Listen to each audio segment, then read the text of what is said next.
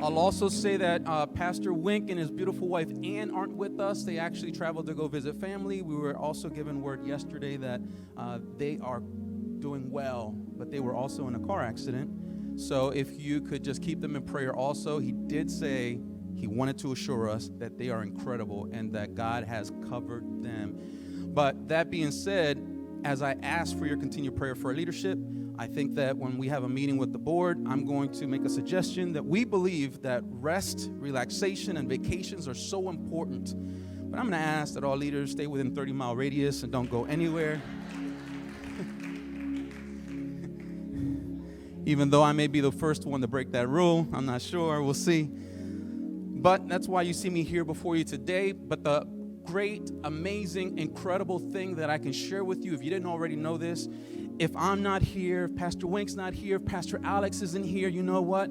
God is still here.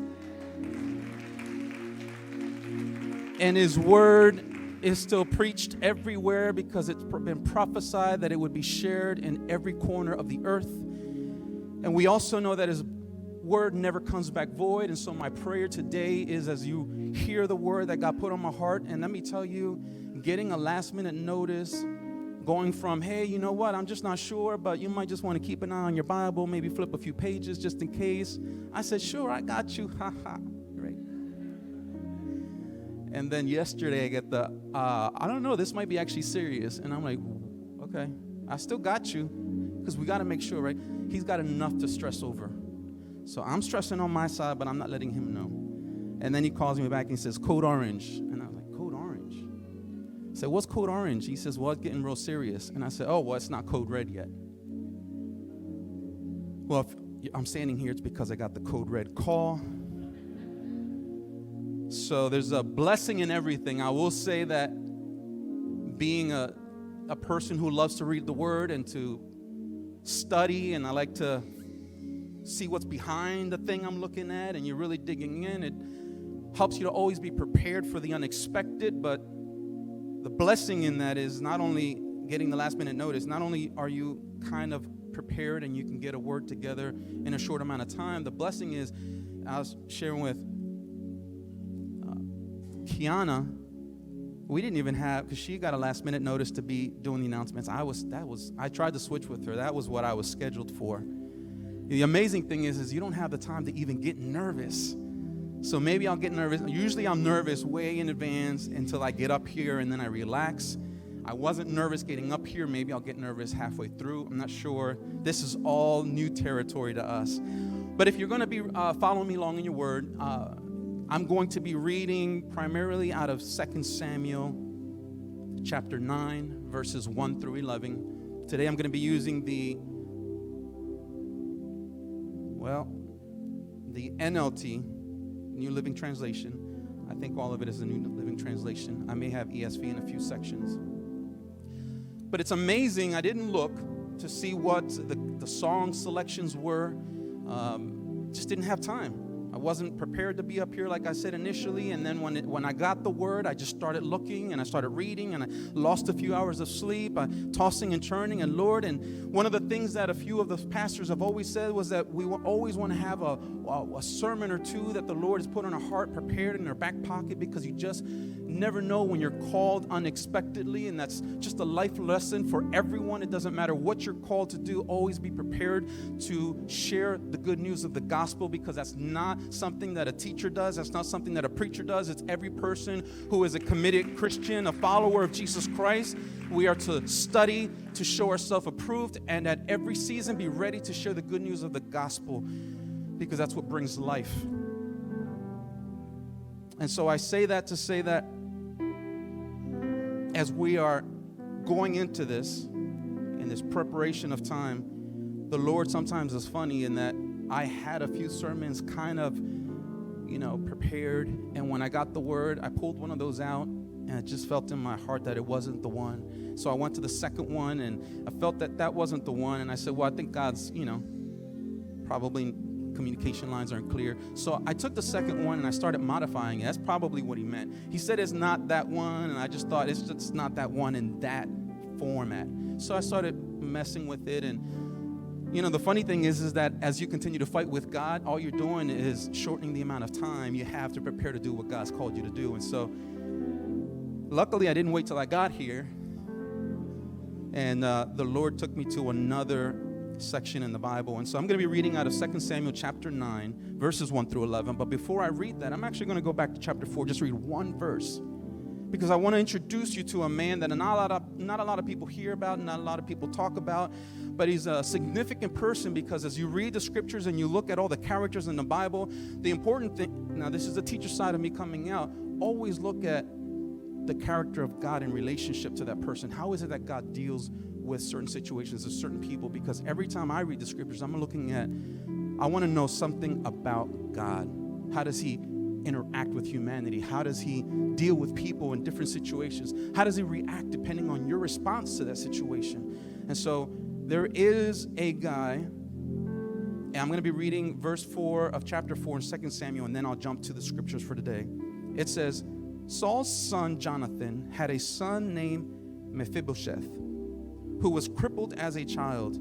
He was 5 years old when the report came from Jezreel that Saul and Jonathan had been killed in battle. When the child's nurse heard the news, she picked him up and fled. But as they hurried away, she dropped him, and he became crippled. So this is Jonathan's son. Jonathan was Saul's son. Saul was the king of Israel during this period of time. And as you know, most of you have heard the stories of David and Goliath. You know that David was the person that after Saul had been anointed to be the next king of Israel. And that's what God had said. But humans, right, what we do is we decide we're going to make up our own rules. And remember that the Israelites decided that they wanted a natural king. God was their initial king, but they wanted a natural king because as they looked around and saw the other nations, they said, we want another king just like they have a king. And so God provided Saul, but Saul failed, and now we see David's next in line. But what happens is that that's not the natural order of things. The natural order of things is that if you were a king, your son would become king. He's the prince. He's the one that you're grooming. He's the one that you're preparing. But how many of you know, because you've experienced it yourself, just like I've experienced, that I wasn't born for a certain thing, but yet God groomed me and prepared me, and at the right season moved me into that space. And sometimes that causes other people to be rubbed the wrong way. It causes conflict there. There's friction, and it's easy just to lay low and just hide into the shadows. And that's kind of what some of us are naturally inclined to do. But when you're trying to hide, you're in disobedience to what God's called us to do.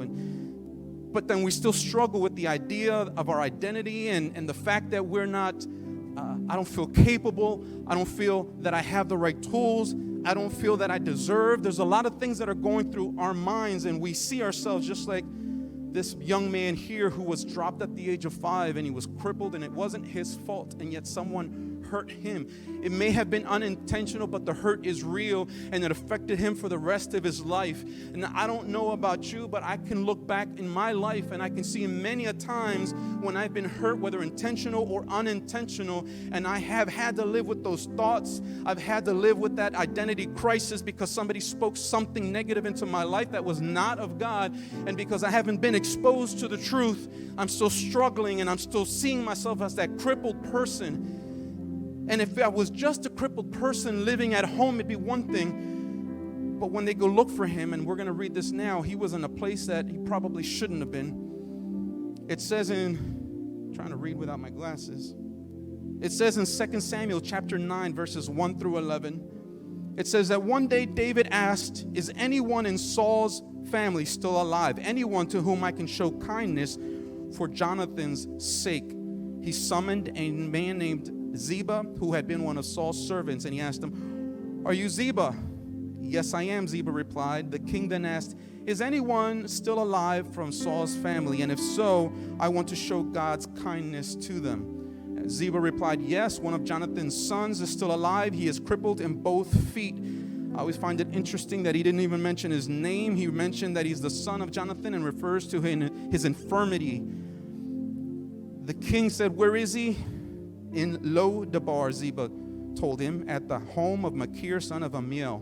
So David sent for him and brought him from Machir's home. His name was Mephibosheth. He was Jonathan's son and Saul's grandson. When he came to David, he bowed low to the ground in deep respect. David said, "Greetings, Mephibosheth." Mephibosheth replied, "I am your servant." "Don't be afraid," David said. "I intend to show you kindness because of my promise to your father Jonathan. I give you all the property that once belonged to your grandfather Saul, and you will eat here with me at the king's table."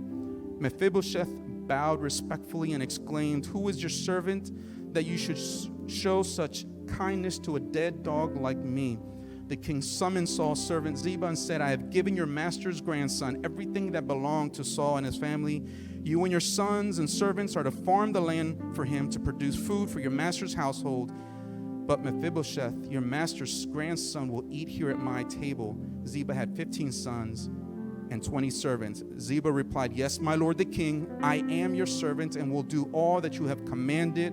And from that time on, Mephibosheth ate regularly at David's table like one of the king's own sons. And if that's all that we had read, that would be enough for us to shout and proclaim the good news that he had received everything that he had once lost, and yet it had been returned. And from then on, he ate at the king's table like one of his own sons. That's all we need to hear, and we could go home. What is it that pastor, he likes to go to Texas Roadhouse. But since he's not here, you don't have to save any of the rolls. Feel free to empty them out. You know, the interesting thing, as I was saying earlier, was that I can imagine he was 5 years old at the time of the accident when he became crippled.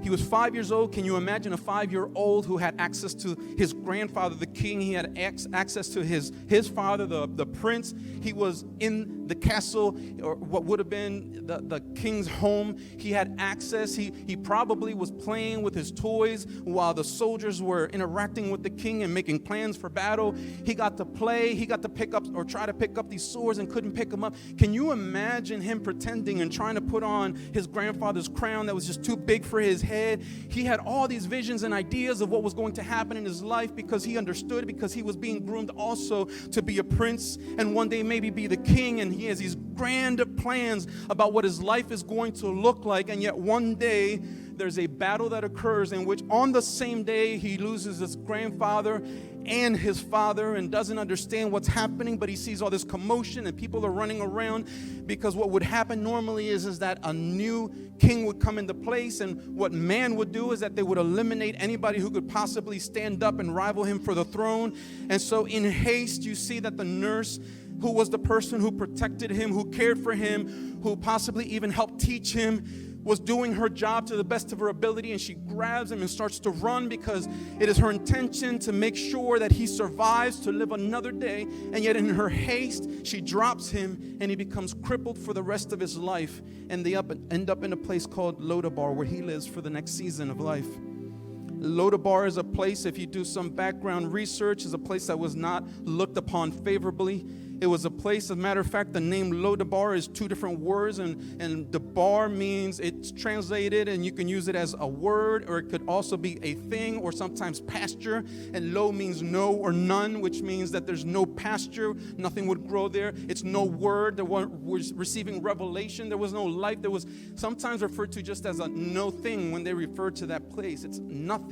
You don't want to be there. That's not a place that somebody would go to. And what happens with us is the same exact thing. Like I said, we get dropped sometimes. We get crippled unintentionally. And instead of going to the place that we need to go, we end up going to a place where we're not receiving a word, where nothing is growing, because we believe that that's all that we deserve, and that's where we should go. I should be living in a place that resembles who I am on the inside. There's no word being received. There's nothing growing. I'm just crippled. I have nothing to offer. And so I'm going to Lodabar, and that's where he's living his life. And he's okay just being there. He's okay. He's let his dreams go. He doesn't care about the king's table anymore. He doesn't care about the palace. He's okay. Just leave me alone. I'm okay being here. But yet there's something that happens. That's David is taking control of his kingdom as had been promised to him. And he's fighting his enemies, and he's taking care of his enemies, and everything is finally falling into place for him, while Mephibosheth is okay sitting in a corner, weeping at nights, missing his father and his grandfather, understanding he'll never be normal because he's crippled. And David is coming into his own after having fought for many years just for his own life. He didn't fight for the throne that had been promised. He was just trying to stay alive while Saul was chasing him continually. So we got two different individuals who should not have been friends. Your grandfather tried to kill me, tried to keep the throne that God promised me away from me. And all he is in the corner just trying to hide and remain alive and just let me live this miserable life alone. And yet there's something that had occurred prior to this story, and that's that his father Jonathan and David were friends. And sometimes we need a good friend in our lives. Sometimes all it takes is one friend to make a difference in your life. We just have to know which one it is. You see, Jonathan was supposed to be the next person in line. He should have been grooming himself. He should have been elbowing and trying to position himself. And yet from the moment that he met David, it says that their souls were connected and they became good friends. And he understood and he knew, this is the chosen one that God has for that throne after my father. And so he didn't try to follow in his father's footsteps. He didn't try and side with him against David, but he said, I am for whatever God wants. And if God wants this man, he is my friend, he is my brother, and I'm going to do everything that I can to help him arrive where God wants him to. I'd rather be with God than against God, was what Jonathan was thinking. And so there's an instance in which David understands that his life is in danger, and he's supposed to be eating at the king's table, but he's fearing for his life, and he makes this deal with Jonathan. He says, I can't go because your father wants to kill me. And Jonathan's like, I think he's over it. He's okay. You should probably just come. And he says, no, I think I shouldn't because I really believe that he's after me, and I don't want to go. And so he says, do me a favor. Can you just test him for me? I'm not going to show up for dinner. I'm going to go hide instead. And if in your conversations with your father, he says, oh, I understand, I miss him, I wish, tell him that I had to go to my father's house, that they were offering a sacrifice, that I had to be there. Just make an excuse for me. But if he's okay with it, then I know I'm safe. But if he gets angry that I didn't show up for dinner, then I know that my life is in danger. And will you please, if you're really my friend, will you find a way to let me know that my life is in danger? And if you don't want to do that, then go ahead and just kill me yourself, is what he said. If I have done anything to offend you or your father's house, then you kill me. But if not, will you somehow warn me? And so they make this agreement and make this pact.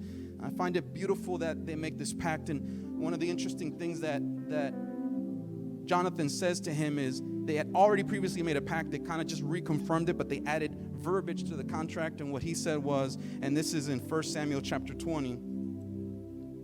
1 Samuel chapter 20, and I'm starting to read in verse 13. He says, but if he is angry and wants you killed, may the Lord strike me and even kill me if I don't warn you, so that you can escape and live. May the Lord be with you as he used to be with my father. I find it very interesting that Saul didn't seem to understand that God was no longer with him, but his son could see, God is with you and not with my father. And if God is with you, I'm going to be with you.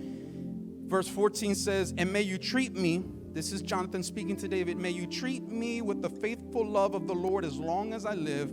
But if I die, treat my family with the faithful love, even when the Lord destroys all your enemies from the face of the earth. And so we see that David is now in a position where his enemies are being defeated. He's a little bit more relaxed, and Jonathan, his friend, is dead, and yet he remembers the promise that they made to one another, and he calls for his servant, and he says, you used to serve Saul's house, so maybe you have the inside scoop. You know where they scattered to. Is there any one of them that is still alive that I may show them the kindness of God? He remembered the promise that he made. I don't know about you, but there was a season that I saw myself as a crippled young man, and there was times where I tried to hide, and guess what?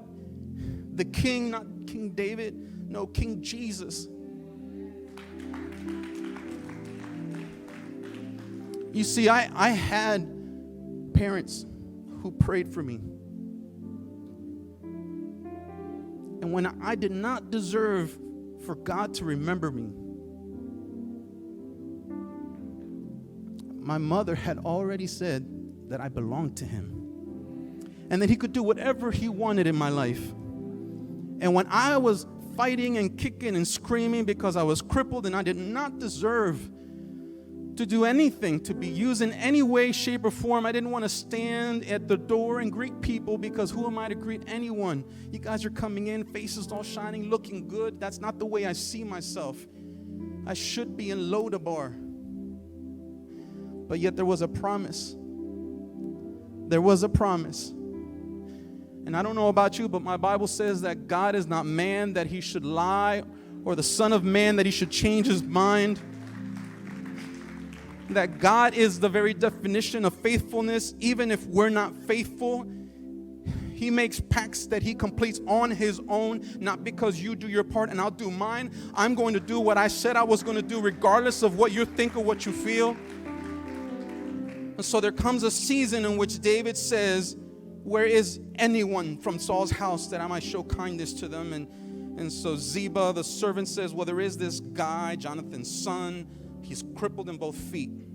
Almost feels like, as I read this, that he's saying, yeah, there's this one guy, but he's disqualified. There's this one guy, but doesn't have what you need. There's this one guy, but the traditions in those days is that something that was deformed would not be in the presence of the king, let alone eating at the table. And so he says, is there someone from the house? And he says, there's one, but you don't want him. And I find it interesting that his response was, where is he? I often think when I see this, there's a little bit of attitude almost, because David was a fighter. Yeah, I can almost see, and I know that I'm reading into the text a little bit, but I can almost see David's response. Just tell me where he is, because you're irritating me right now. I ain't ask you for all that, right? Is there someone? Yes would have sufficed. You don't have to tell me he's crippled. Where is he? You don't have to disqualify him. So, in Lodabar is what he said. And so David said, send for him. I want him. Bring him here. And so I imagine what that interaction would have been when the soldiers would have showed up, when the servants would have showed up. They'd have been knocking on the door at this place in Lodabar. And Mephibosheth sitting there thinking, oh my God, I've never seen this many people show up. They're all dressed. I can tell where they're coming from. They're the entourage, and they're knocking on my door, and they're looking for me. And should I lie? Should I not lie? But you know what? There's something about the fact that David, even though, and I love this, even though the servant said he's disqualified in essence by saying he's crippled, his deformity gave him away, even if he would have tried to lie, because they knew they were looking for a cripple. And so he could have said, no, I'm not the guy you're looking for. And they would have said, you can't even get up and walk. Your deformity, that's the person I'm looking for. Yes, you in the situation that you're in. Yes, with the mindset that you have. Yes, I know they talked about you. I know they stopped talking about you years ago, but you're standing in the mirror repeating the same words to yourself. Yeah, you're crippling yourself, and yet that's the person I'm looking for. Yes, I'm not looking for the person who's whole. I'm looking for the person that's crippled. That's the person that I'm asking for. Bring him to me. And so whether he wanted to self-identify or not, he would have been given away by his deformity, and he would have had no course of action but to follow them or to be carried there because he was crippled. And I'm sure on the long journey home, what was going through his mind was, I never thought I would see this place again. Maybe this is the last thing I ever see. This is probably what I thought all along when my nurse was grabbing me and taking me. This is what she was trying to protect me from. They're bringing me to him. He couldn't even chase me down and kill me himself. He had to have me escorted back to him so he can kill me in the comfort of his own home. I'm sure all of these thoughts were going through his mind when he shows up and he does the only thing that he can do. When he's standing before the presence of the king, it's the only thing that any of us can do. When we find ourselves in the presence of the king, it doesn't matter if I'm crippled and I shouldn't be here, but I find myself here now. What I'm going to do, the only one thing you can do is to lay prostrate before the king in a form that you're showing humility. And truth finally comes out from his lips. And he says, I am your servant, because our condition does not negate our responsibility or our position. We are servants of God. We didn't come, I hear sometimes I came to serve, and anybody can come to serve, but when you say it that way, it almost sounds like I have something to offer you. But when you say I didn't come to serve, but to be a servant, what you're saying is this is who I am, and the byproduct of being a servant is that I will serve, but I can't stop being a servant. It's who I am, right? So here he is, and he's laying prostrate before the king, and all he can say is, it says he bowed low to the ground in deep respect, and David says, greetings. I love his response. He probably saw him shaking. He probably saw him sweating, laying before him. And he says, greetings. Hey, what's up? How you doing?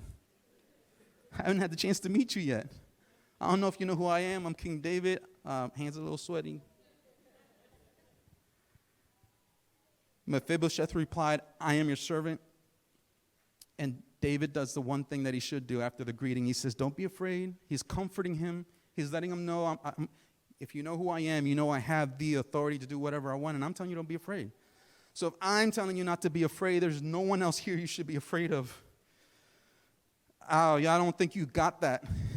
But when you're in the presence of the king, when he calls you and you're laying prostrate before him and he says, don't worry, you can stop worrying about the people that are around you. You can stop worrying about the problems.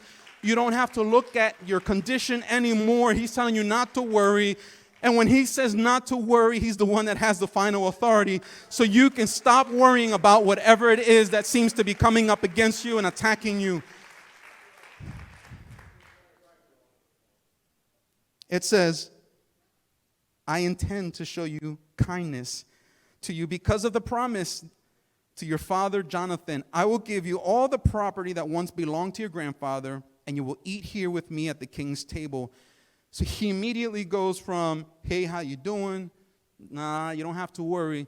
By the way, this is what you're getting. What you thought you lost, however many years ago, what you thought you were going to inherit from your grandfather and from your father, I now have in my possession, and I'm saying, hello, come on in. Don't worry, relax. By the way, I'm giving you all of this responsibility. Oh, yeah, I know. See, when you get land, it not only becomes your riches, but it also becomes your responsibility. He may at that position, at that point, because of his condition, not been capable of doing it. The king knows what he's doing. The king says, not only is he going to do that, but I'm going to give you the people to work it. You're going to benefit from what was once taken, and you don't even have to work for it. It's going to be done. And you know what? Whether the crops come in, whether they don't come in, where you have a lot, where you have a little, it doesn't matter because you're going to be at my table eating for the rest of your life. I find it interesting because it's reminiscent of when we studied, we were talking some time ago about the prodigal son, and this reminds me of that in so many ways. Because if you remember the servant, right? When he came back, he says, I'm not worthy to be your son. Just make me one of your servants. Remember his father's response? It wasn't even to him. He ignored what he said, and he immediately talked to the servant and said, I want you to do this. Bring him to, right? The rings, the robe, the shoes. Very, very similar here. It says, I've given you all this stuff. And Mephibosheth bowed respectfully and exclaimed, who is your servant that you should show such kindness to a dead dog? What he's still saying, I don't think you saw. Maybe you looked at my face. You didn't look at my legs. I know you said that you're the one, you're the king, you got it all together, but I think you're missing a piece of the information. Why are you doing this? And I love David's response, which was none to him. What he said was, then the king, immediately after he says, who is your servant that you show such kindness to such a dead dog like me?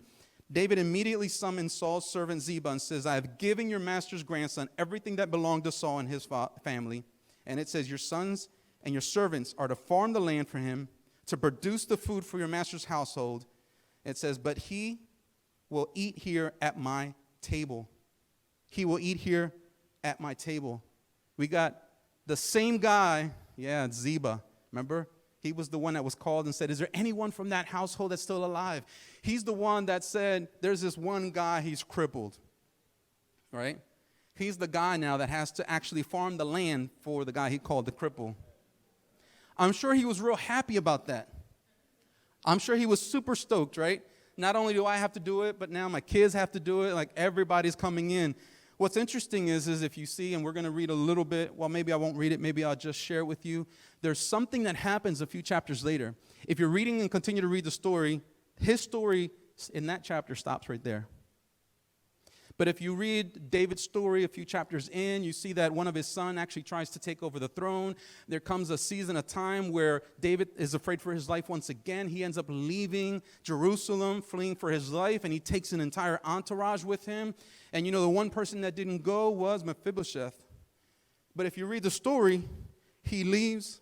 This is David. He takes a bunch of people with him. He goes through a situation. His son, the one who tried to rebel, actually loses his life. You ought to read the story. It's great. Don't worry about any series on Netflix. For the Spanish people, those telenovelas, nothing in comparison to the Word of God. There's all kinds of stuff that happens. So David actually is now in a position where he's coming back home finally. And the interesting thing is when Ziba and David have an interaction, he asks about Mephibosheth. And Ziba says he actually decided he wanted to stay behind. Actually, what he said was, now that you're gone, this is his attempt. This is his opportunity to actually try to take the throne back. That's what the servant said about Ziba to David. So David immediately becomes angry. Wouldn't you? I've showed him such kindness, such mercy. And here he is saying this and doing this. And so he immediately says, you know what? Everything I gave to him, now I give to you. It's yours. Ziba was like, ooh, I gotcha, right? What he failed to realize is that he didn't have the last word. And so we read, you can jump over to chapter 19, verses 24 to 30. And look what it says. It says that when David finally made it back to Jerusalem, when he's actually going back into the city, it says in verse 24, now Mephibosheth, Saul's grandson, came down from Jerusalem to meet the king. Look at the next sentence. It says, he had not cared for his feet, trimmed his beard, or washed his clothes since the day the king left Jerusalem, because that is what is considered mourning. He had been in a time of mourning. He knew that the king wasn't there. He wasn't able to go with him, and he was mourning for the king, the person that he felt so dearly connected to, the only one who had shown him favor, who had covered him. And so he's gone. He's running for his life, and here I am. I'm stuck here. And so there's something about the fact, and we were reading and we were following Pastor when we talk about Nehemiah, and one of the things that he said, before you can rebuild anything, you've got to mourn the loss. And here we have a guy who at the age of 5 lost his father, lost his grandfather, lost the use of his legs, and he's in Lodabar. I've got nothing. And I finally have someone who has shown mercy to me, and now I'm stuck in Jerusalem, and he left, and that's another loss.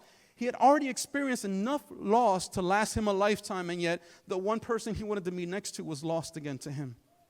And so, he was mourning. And so, once again, when he showed up and he was crippled, right, his deformity was what actually gave away the fact that that's the guy we're looking for.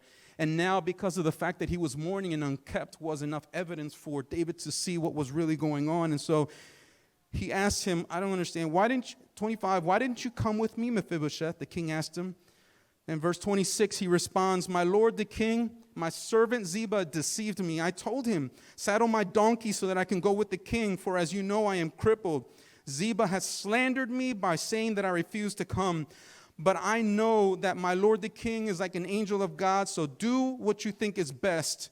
All my relatives and I could expect only from you, my lord, is death. But instead you have honored me by allowing me to eat at your own table. What more can I ask for? There's something about a man, there's something about a woman, there's something about a young person that when you realize you have nothing else to live for, and finally the king comes into your life, there's something to be said that you can understand. You have shown me mercy. All I deserved was death. And so I trust you implicitly. You decide what you want to do with my life, and I'll be okay with that. If you want to take my life, take my life. If you want me to run to the left, run to the right, it doesn't matter. If you want me to sit in the back, or if you want me on stage, almost completely unprepared, I'm willing to do that, because my life is no longer mine. My life is yours.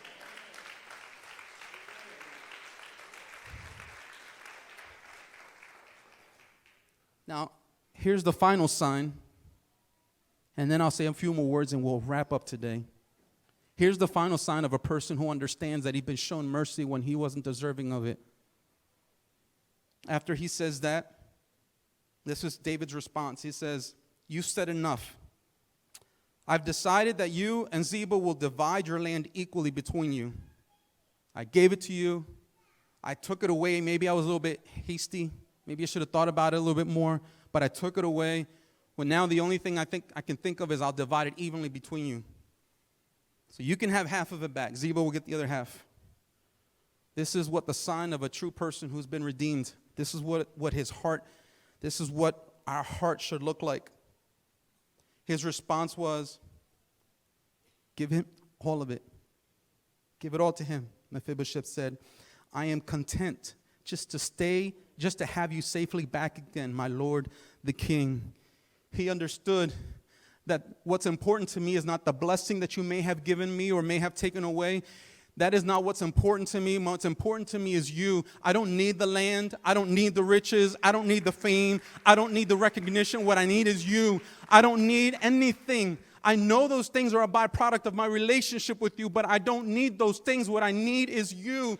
I didn't deserve to have you, and you came in the... Can you imagine?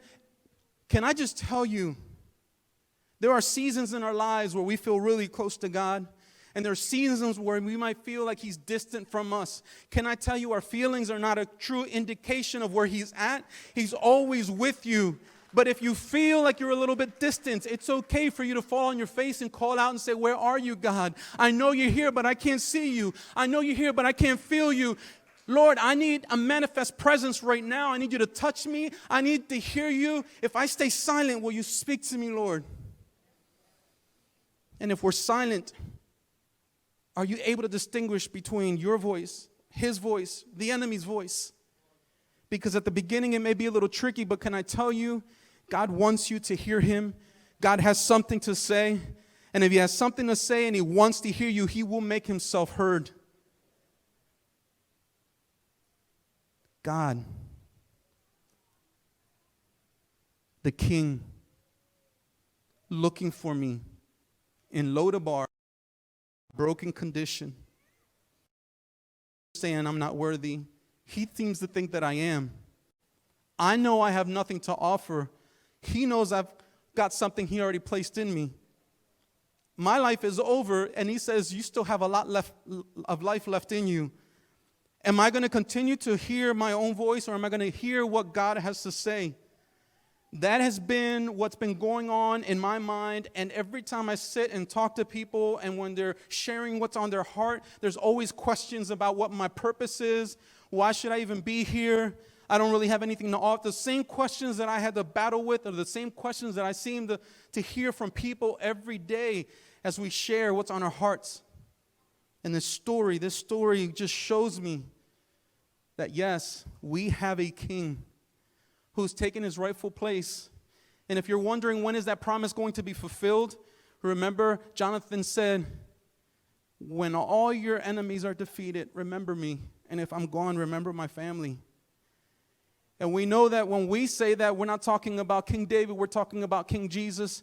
And if I'm talking about King Jesus and I'm saying that the same promise should still apply, can I tell you that His enemies have already been defeated? There is no enemy still in front of Jesus that has not been defeated. And if His enemies have been defeated, so have mine. And if His enemies have been defeated, His promise is being fulfilled. And He's calling to you right now. And He's saying, come to me in your current condition, in your current state. I'm not asking you to go to physical therapy and get yourself fixed up. I'm not asking you to take care of your situations. What I'm saying is, come to me right now. Come to me, come out of Lodabar and come right now. Because I've got something that I've got to do, because I am the King of promises, and the promises that I gave even to your forefathers, I still have to complete. Even if they're no longer around, even if they've passed, just like when the promise was given to Abraham, he wasn't alive to see the promise fulfilled, and yet God still fulfilled the promise because He is who He is, and He cannot lie. And so today I'm going to take a few minutes. As I was getting this together, there's a song in particular that was always on my mind. It's not too old, but it's a few years old, but it's so relevant to the story. It's so relevant to what we go through, what we think as we're going through these situations. And so I'm going to finish up, but I'm going to have this song played. It's just a couple of minutes long. And I want you to imagine yourself, whatever situation you're in, you being called out by the King. What is your response going to be?